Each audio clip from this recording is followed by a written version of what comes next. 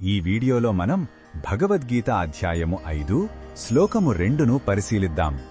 అర్జునుడికి వచ్చిన సందేహానికి శ్రీకృష్ణుడు ఇక్కడ స్పష్టమైన సమాధానమిస్తున్నాడు. కర్మలను వదిలేయడమా లేక నిస్వార్థంగా కర్మలు చెయ్యడమా ఏది ఉత్తమ మార్గం అని అడిగినప్పుడు భగవానుడు ఈ విధంగా బదిలిచ్చారు.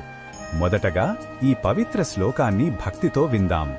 శ్రీ భగవానువాచ సన్యాసః కర్మయోగశ్చ నిశ్రేయసకరావుభౌ తయోస్తు కర్మ సన్యాసాత్ కర్మయోగో విశిష్యతే. ఈ శ్లోకం అర్థమేమిటంటే శ్రీకృష్ణుడు ఇలా అంటున్నాడు, కర్మలను త్యజించడమంటే కర్మ సన్యాసం మరియు ఫలాపేక్ష లేకుండా కర్మలు చేయడమంటే కర్మయోగం. ఈ రెండూ కూడా మోక్షానికి దారితీస్తాయి. అయితే ఈ రెండింటిలో కర్మలను వదిలివేయడం కంటే నిష్కామ కర్మయోగమే శ్రేష్టమైనది.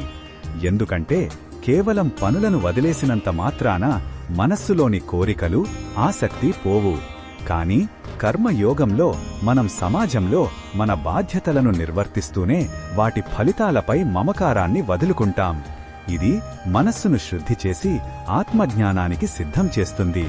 ఈ శ్లోకంలో ఉన్న భావం మనకు ఏమి చెప్తోందంటే, ఆధ్యాత్మికత అంటే జీవితం నుండి పారిపోవడం కాదు, జీవితాన్ని సరిగ్గా జీవించడం.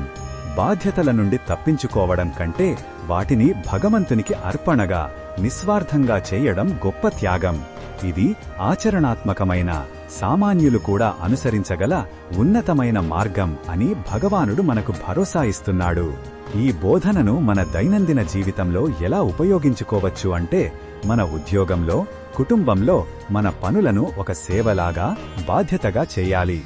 ఫలితం ఎలా ఉంటుందో అని ఆందోళన చెందకుండా మన ప్రయత్నాన్ని మనం ఉత్తమంగా చేయాలి. ఈ పని నాది కాదు, భగవంతుని సేవ అనే భావనతో చేస్తే ఒత్తిడి తగ్గి మనస్సు ప్రశాంతంగా ఉంటుంది. మరిన్ని భగవద్గీత శ్లోకాల అర్థాన్ని తెలుసుకోవాలంటే మా తదుపరి వీడియోలను తప్పకుండా చూడండి.